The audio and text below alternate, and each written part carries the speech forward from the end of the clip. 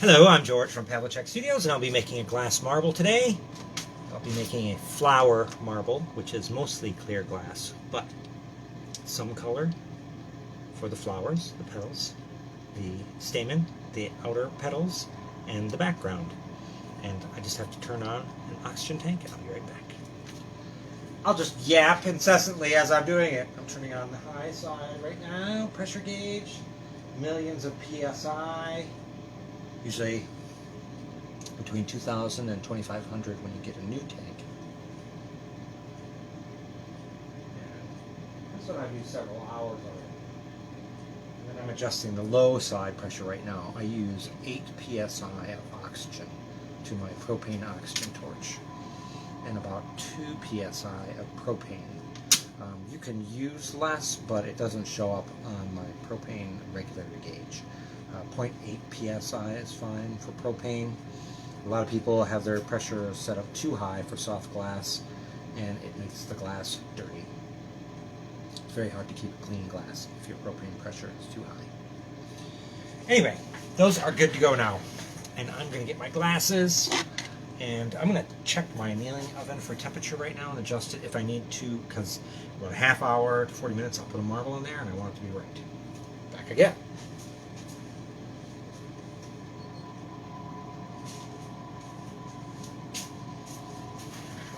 Okay, that's looking good. That's a pretty old hat, but I like to check before I sit down, and then I usually give it a glance between, if I'm making marbles, then every half hour to an hour I'm over there checking it as I go anyway.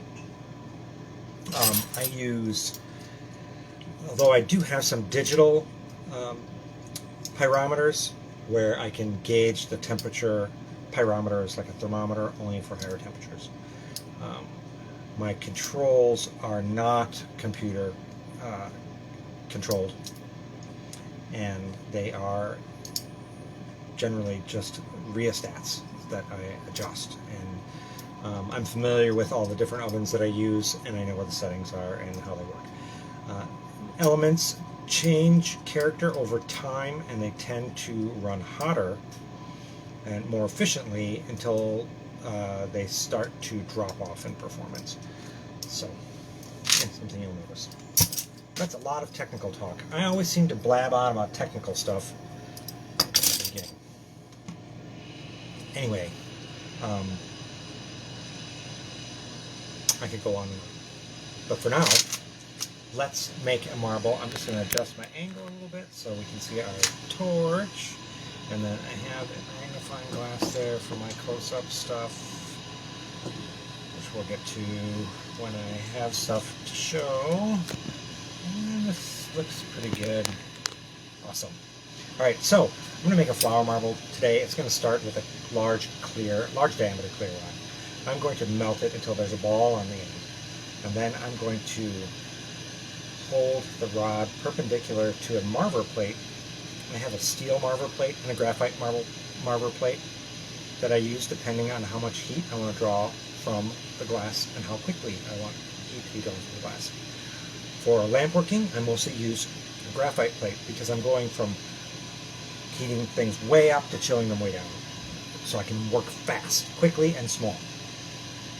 So I'm going to heat that up, that gather large. I'm going to start to flatten it. I'm going to come in with another graphite paddle. I have a steel paddle around here somewhere I wish I had. And then continue to flatten that into an even disc. On that disc, I'm going to draw my flower two-dimensionally, and then I'm going to spin it around, turn it inside out. So let's start flashing this big rod. I just like to wave it like this because it's cool. And it looks cool. I love it. No, we're doing this to get the rod up to temperature so it doesn't crack or pop or explode.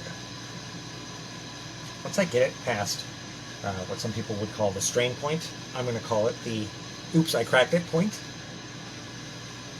500 degrees or so. I can stop waving this around. Smaller rods I flash to.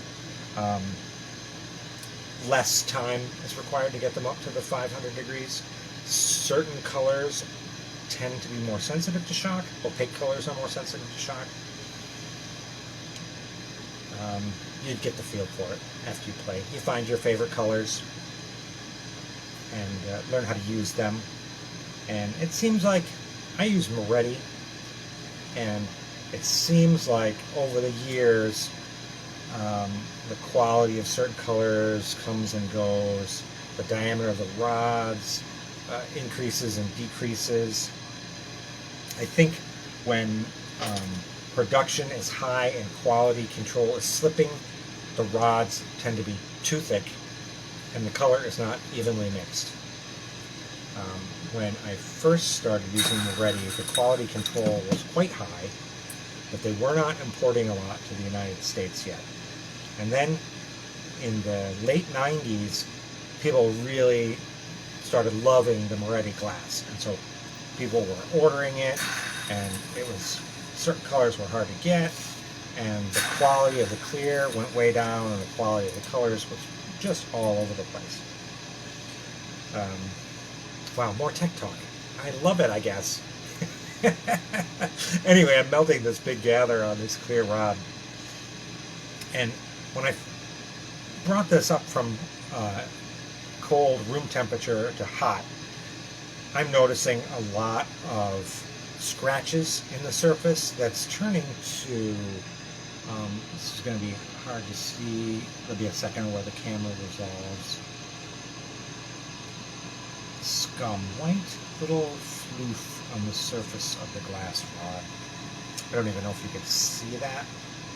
It's when the glass is up to temperature, orange hot in the flame, and I'm wearing the proper eyewear that shields sodium flare and UV. I can see those little impurities in the glass, and so whenever you see me poking at stuff with tweezers and pulling glass off and putting it in a hissing little bucket of water, that's what I'm doing. I'm just cleaning this up. And since this marble is mostly clear, the clear is what allows me to see that very tiny bit of color inside my flower. So I want that clear to be very, very unnoticeably clear, without lines or bubbles, that sort of stuff. So my gather is getting big. You can see gravity is pulling it down. I'm going to get it back in the flame, because I want to get a little bit bigger. Then I'm going to flatten it, as I said. Then I'm going to flower stamen in the middle, and those will be just dots. I've pre-drawn a lot of colors into about 1 millimeter threads. I mix colors, I use up little other dots and mixed up stringers that I make for other purposes, and I mix the color so it's even, and then pull it back out into a thread so that I have it to decorate. And I can use it just like drawing with a pencil then. Let's crank this temperature up just a little bit more. And here is my big gather. I'm going to flatten it via gravity, holding the rod perpendicular to my marble plate. As soon as it starts to flatten, I'm going to squish it from the top and make it even flatter. It's going to happen in just like 3 seconds, and then I'll be back over here in the flame. So, squished it flat.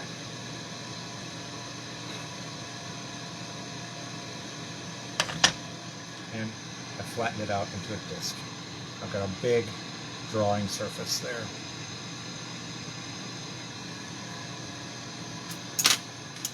I'm just cleaning the surface of my torch. I noticed some carbon buildup there. I don't want that. If I'm working, that carbon to shoot up into my glass and get it dirty. So if you see me scraping my torch, it's because I didn't clean it enough. Alright, so let's take a little black thread and make our stamen. I'm going to make a group of 6 little dots in the center. Turning down my flame to just a little tiny point. I'm heating the thread so it gets a little ball on the end. Oh, I made 5 instead of 6. Then I touch that little glowing ball to my surface where I want it to stick, and then I pull it off, and then as I pull it closer to the flame, as I pull it away to separate it, and there's my little stamen dots. I'm going to move right to my petals, and instead of dots for the petals, I'm going to do little dashes, like little slugs on the surface. Hey Sue. Here is dots, and now we'll see dashes.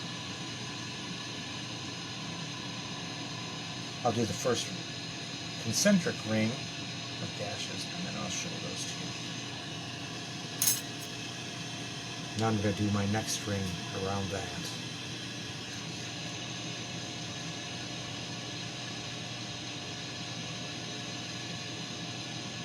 Once I have this complete, I'm going to start to melt those into the surface of the disc. But as I do that, I'm going to impart some shape to the petal. Those nascent little petals, they're little slugs now, but they'll be petals of the flower soon. So I'm going to turn my flame back up, heat up the disc, mostly heating the surface of the disc that I've decorated thus far. Those colors, little slugs of color, are going to start to merge with the surface of the disc that I've decorated. And now that they've started to do that, I'm going to heat strongly a few of those little slugs and use a pick to poke in. Let's see, can we see that? Yeah, there's two. I poked them in the center. Let's go ahead and do a couple more. Work our way around. So when I was doing thistles the other week, I can't remember if that was for you guys or that was for another class. Yeah, it was a marble I did. I did a bunch of them.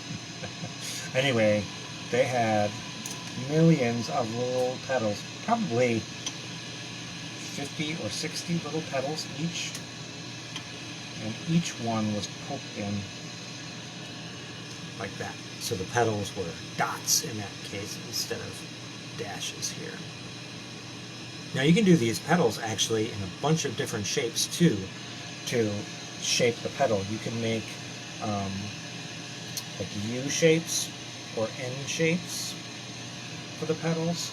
You can let's see, 2 months ago when I showed we were making rocket flowers, the petals went from the outside of the disc to the inside of the disc and then had multiple pokes in them, so the petals really had a lot of motion to them. This is more of a static kind of fantasy bloom. This petal shape's really good for irises, coneflowers, black-eyed Susans, that kind of petal shape.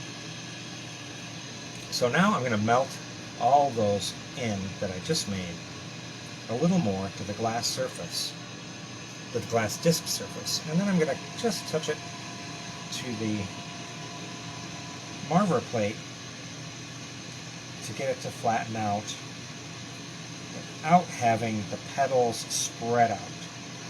Always a little bit of a balancing act. Do you want to push what you've done in, or do you want the surface tension of the glass to pull it in? And so that's for you to decide, depending on whatever your technique you're doing. For these flowers, I like them to start to pull in, then I push them. Once it's flat, I'm going to start turning this disc inside out. And so I'm going to hold this down at an angle while I'm heating around the circumference or the equator of this disc edge. And the disc is going to start to cup shape and fall downwards. As it cup shapes, glass is coming from the outside of the disc and going towards the center. And so once it cups, then I'm going to push it by flattening that cup back out. Each time I do that, I'm taking glass from out around the outside and pushing it up into the middle along the axis of the rod. I'm essentially turning this disc inside out.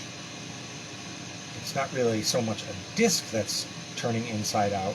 It's like a convective donut shape, a torus.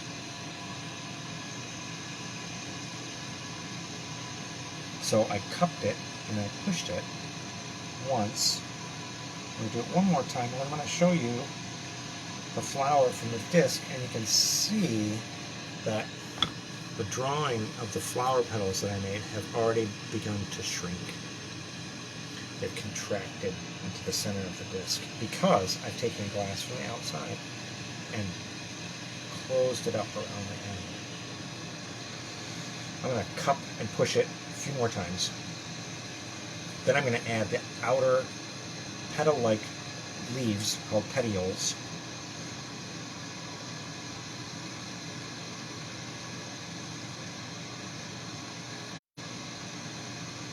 But I can't really add, I mean I could add those, but I'm giving myself some space on the disc by crunching down that initial flower drawing, two-dimensionally flowered. It's even smaller now. Now I'm going to go in with some green and draw a layer, a concentric circle layer of petals,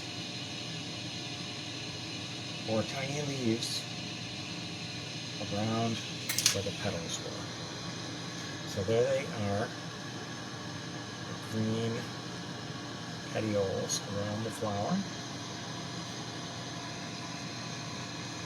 Let's melt those in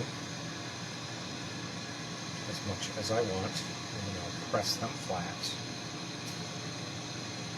And then I've heated them, and now they're one with the surface. Now that they're sunk into the surface of the disc, when I start turning them inside out, they're going to get pulled in. If it was just on the surface, well, you could talk about the mechanics of that forever.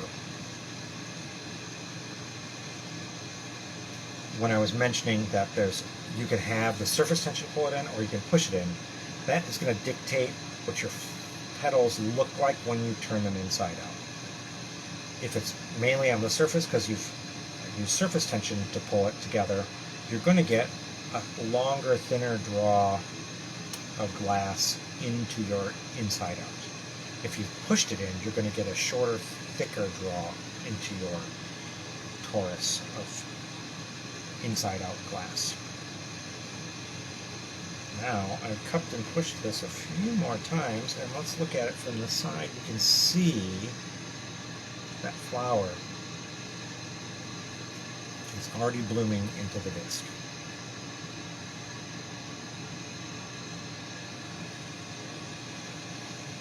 People who've been to a lot of these demos are probably like, he's doing a flower again? Well, it's been over a month, so, you know.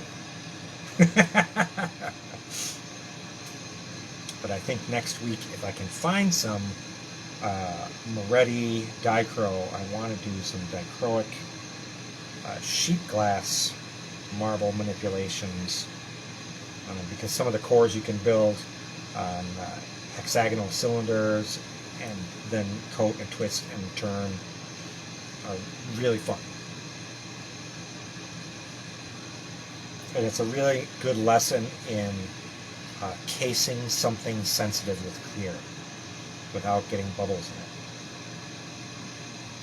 It's a matter of controlling the rod in which you are putting the gather on to the marble. So I've done a few more cups and pushes, and you can see that flower has really bloomed, and it's really drawing to a point at the bottom. And it's become less disc shaped. Each time I cup and push it, I'm sort of getting lax and letting it become more spherical.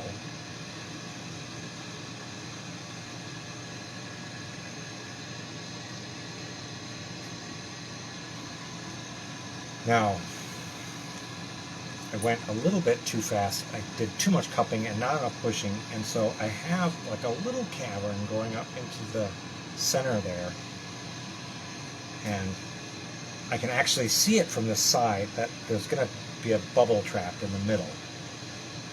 So I'm going to try to heat the whole marble and see if I can convince that little hole to close up from the inside out and not trap too much air. And oops, I trapped it. This demo is over. Now it's going to be fine.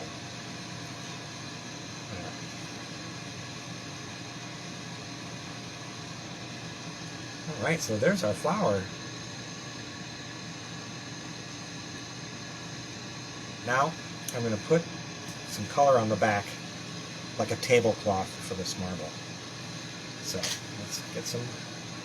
Let's see, we've got an orange marble, so let's do turquoise because that will be just jarringly garish color combo. And because I had a turquoise rod sitting right here. I actually have quite a vast array of rods in front of me, and then all along the perimeter of my work area here I have these test tubes, and they're all filled with different colored stringers that I pulled for either projects or just to have handy. It's really it's nice to have variety. You know, you go back and forth between wanting to do a bunch of the same marble throughout the day. You know, you feel inspired to do this particular kind of marble and you really want to focus in on it.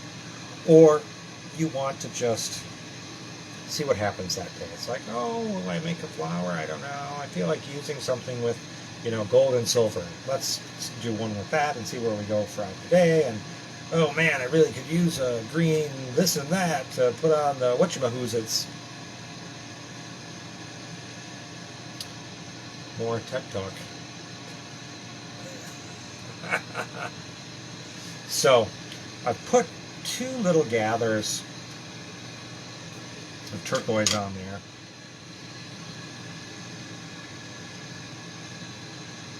I'm going to just melt it until the joining line between the clear and the turquoise start to pull together, and then I'm going to run it through my marble molds. And the marble molds are graphite hemispheres of varying sizes. So when I am starting to form a marble, I go into a hemisphere that's larger than the diameter of the marble that I'm making. So it's got some space to roam around in there. And I'm just using the mold as kind of a guide. You know, we're getting a little bit more spherical, but we're not too serious yet. And then we can go to a hemisphere that's smaller and rotate it around and change the axis of rotation. And even though we didn't get a good surface, we really sphericalized that glob somewhat. So there's still a parting line between the turquoise and the clear. I'm going to heat that and see if I can get that to improve a little bit. Opaque colors are harder to get a nice surface on. So if I'm making like a monster eye where more than 50% of the surface is opaque, I have to take several extra passes from the flame to the marble molds to cherry wood molds to smooth that opaque surface. Whereas if you're doing a clear marble where it's all clear on the outside, it wants to be smooth. Alright, so we've made that pretty spherical. I don't need to get it 100% spherical because I'm going to decorate this back end right now. And I'm going to draw a little flower on there. And so, since it's turquoise, I'll see green. I want to do the rearmost thing first. So the rearmost thing first is going to be some long fronds. And then I'm going to melt those in. And then I'm going to press them a little bit. So there are the fronds that I just put in there. Can you see those? That's not great. There we go. Alright, and then the next thing is, oh, I'm off. Wants to get burned by my torch. I think he just lost a wing. Oh, did you see him catch on fire? Oh my god. So, the petals in the rear. We're going to do those first, so let's make them tall. I'm going to petal down. That's the rearmost petal. Let's do 2 more towards the back.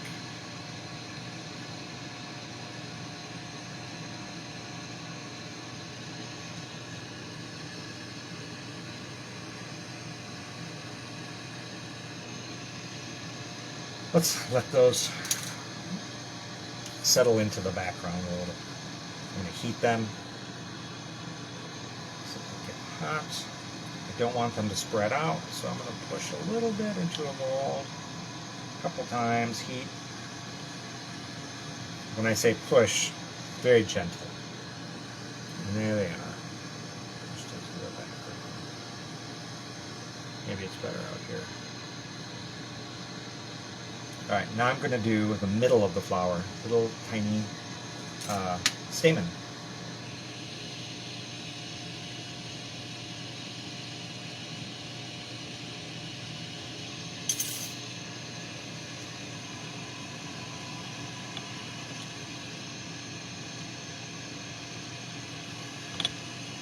When I was first doing marbles, I did all my flower drawing two-dimensionally, and then did a paperweight style cap on top of that. I was making them pretty small, but no one really liked those, so I didn't. I mean, I guess I made a lot. I saved them for years, and then they weren't fresh anymore, so I melted them back down. Yeah, it's always nice to have your best work. All right, so now I'm going to do the petals in the front.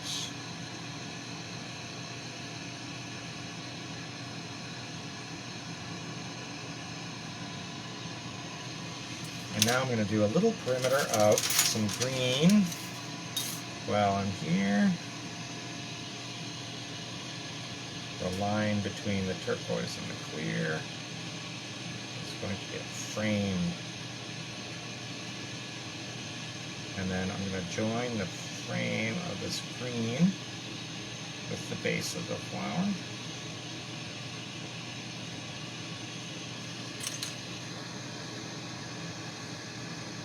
And so I had a lot of fun just drawing that flower with all these threads. Let's see if I can push it in and keep my details looking nice.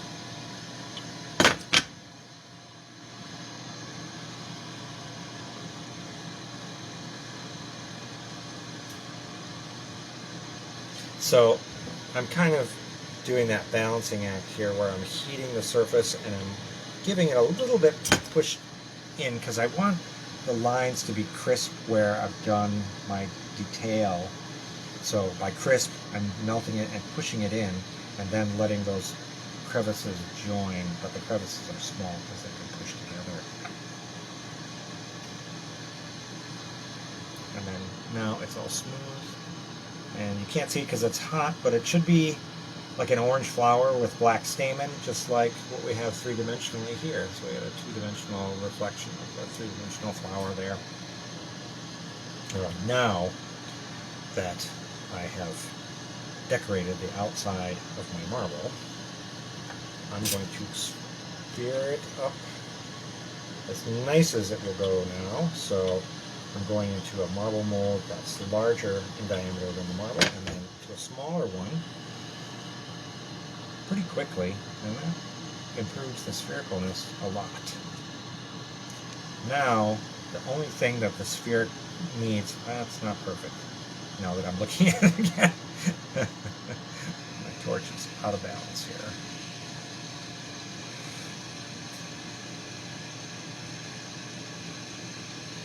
Let's do it one more time. So we're going to go from a larger diameter to a smaller. And you saw me flipping this one. I got some big hemispheres on that side and some smaller ones on this side. Now it's pretty spherical.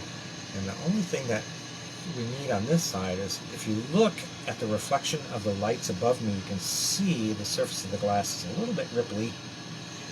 So what I'm going to do is heat the surface and let the surface tension smooth it.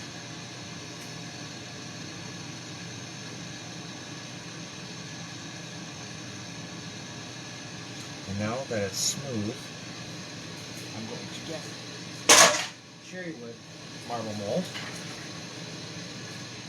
which is basically a paddle of cherry wood that's been drilled with holes, and I'm going to use each hole where I'm just touching with the rim for a few seconds each, and that goes right back in the water.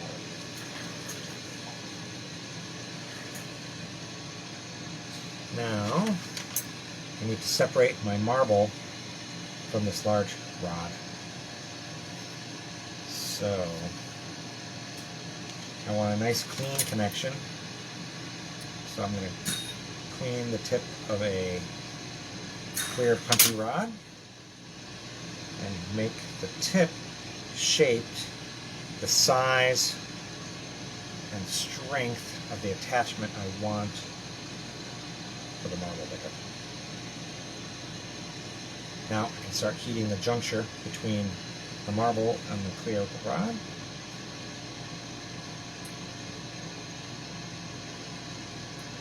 And in a few seconds it'll start wiggling around because it'll start melting. And that will be an indicator that I can think about getting it out of there. My little attachment point just broke loose on the other side. I'm going to redo that. And I already did. You can see the big rod is melted.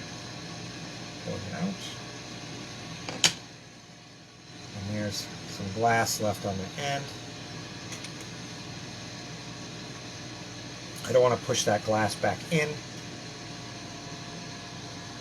and possibly damage the flower, which I'm liking right now. So I'm just going to heat strongly the end part that I want to get off, remove from the rest of the marble.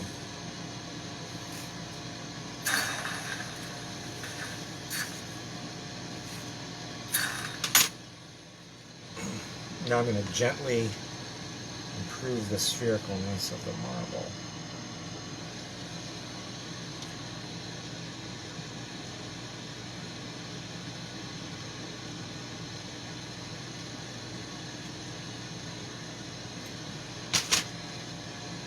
I just gave a little tweak that time.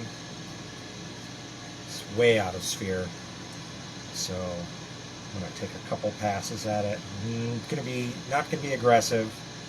Be gentle with it in the reshaping.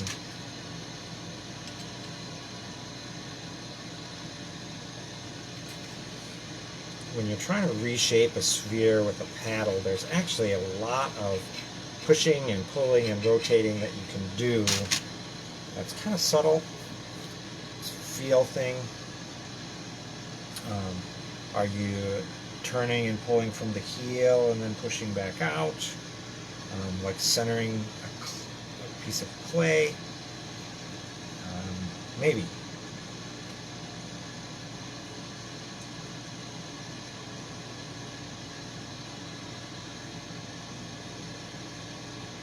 I go back and forth with how I like to describe it.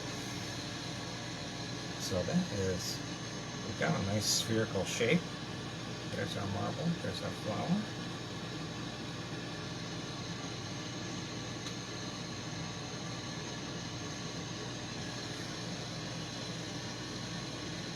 I'm going to run it through the molds, just a little smooch.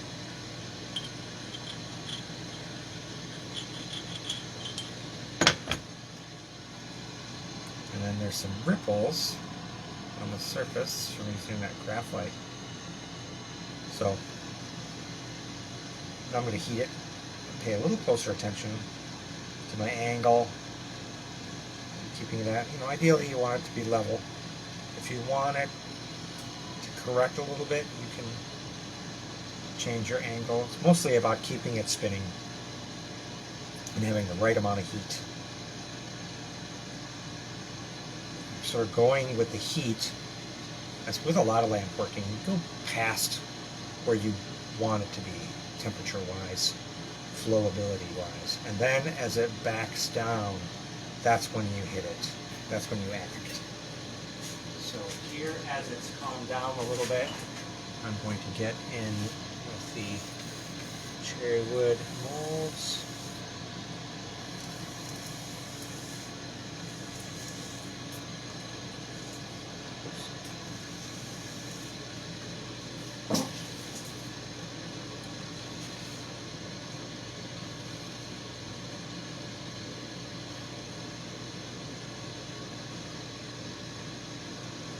Now, the other side that I have the glass rod attached to is not 100% there. So I'm going to go back and get a nice tiny attachment to attach to this clear. Let's see how nice that looks. See it?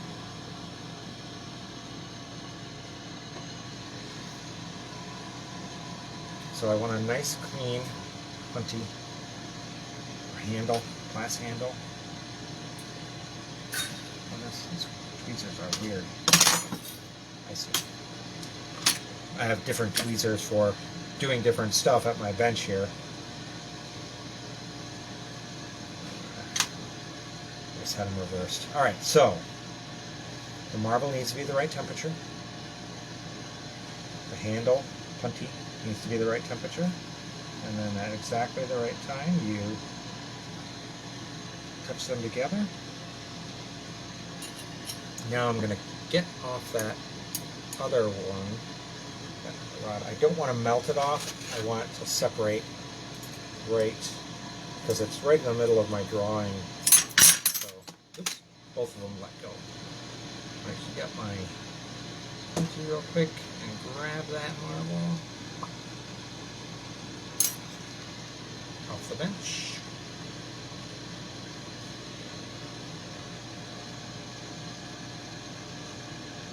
There, we can go back up.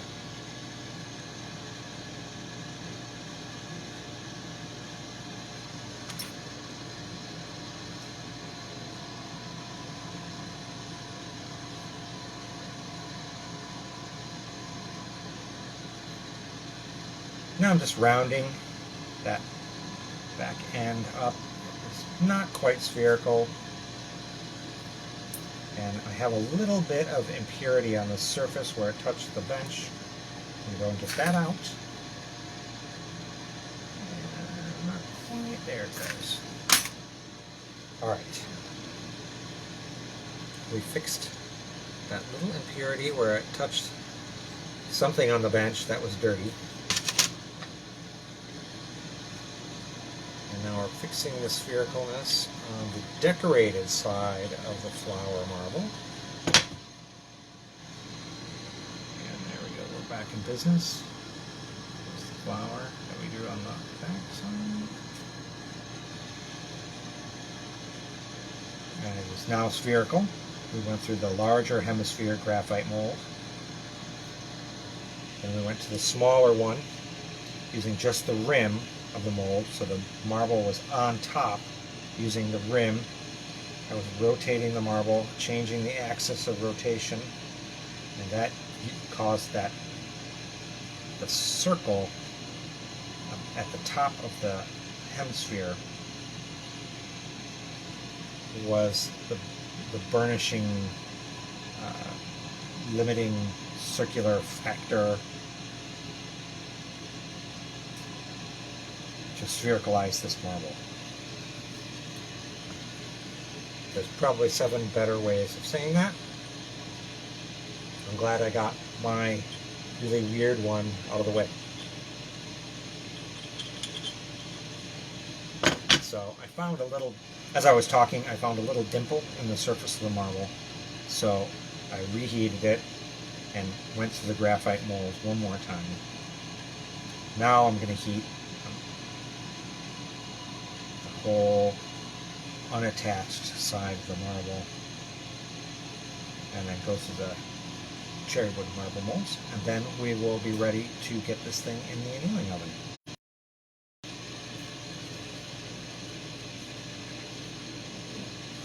So last time, cherry wood, we're rotating changing the angle of rotation by pressure.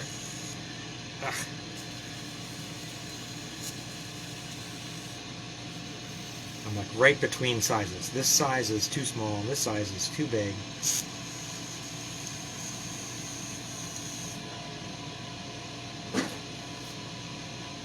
But that's okay.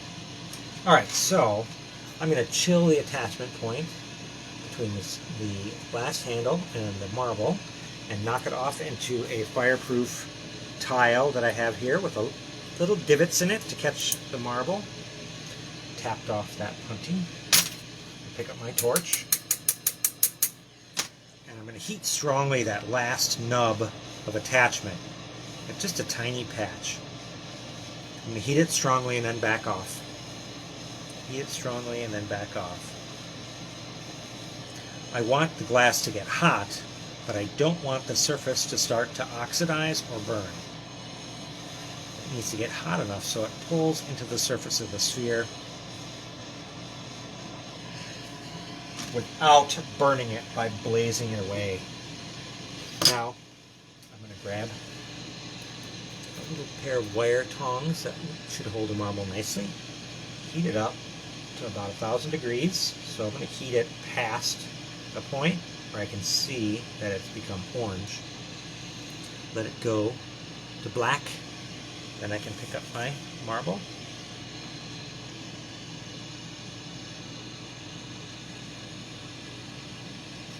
And I'm going to put it in the oven.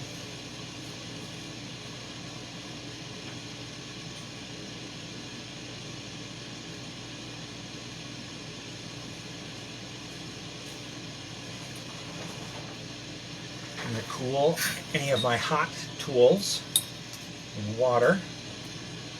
I like to hang them up. My earlier disaster was spilling things everywhere. And then between marbles, I usually corral my tools. And a lot of times I have like little stringers that were everywhere, especially if I was painting like little flowers. Get my palette back in order. So if I go to make my next marble, I can grab all my colors.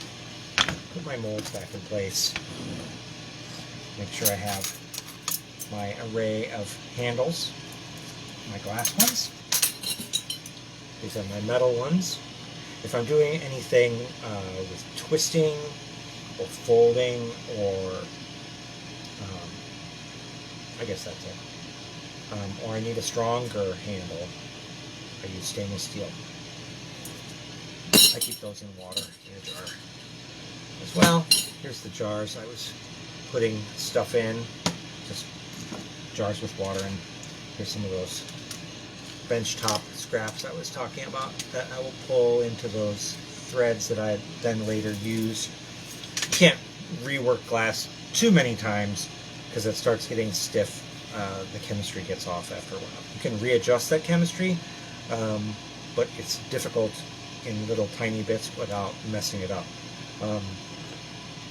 We can fix some workability problems in the crucible, which I'll talk about over the next couple weeks. When we get that fired up, and we'll be making some bigger marbles and maybe doing some vases and stuff too. I don't know. We'll have to see if I could get a camera person in here or figure out again how to get cameras, more than one camera operating without a bunch of latency. So I'm going to bleed my lines, and then we will say goodbye and see you next week. So I'm going to turn off my big propane valve. I'm sorry, my big oxygen valve. Back off my small control. Shut my needle valve on my torch. Shut off my propane valve down here.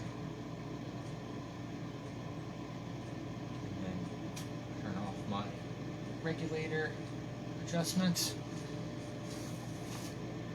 when this burns out, and then close this needle valve, and we're all done. Alright, see you guys next time.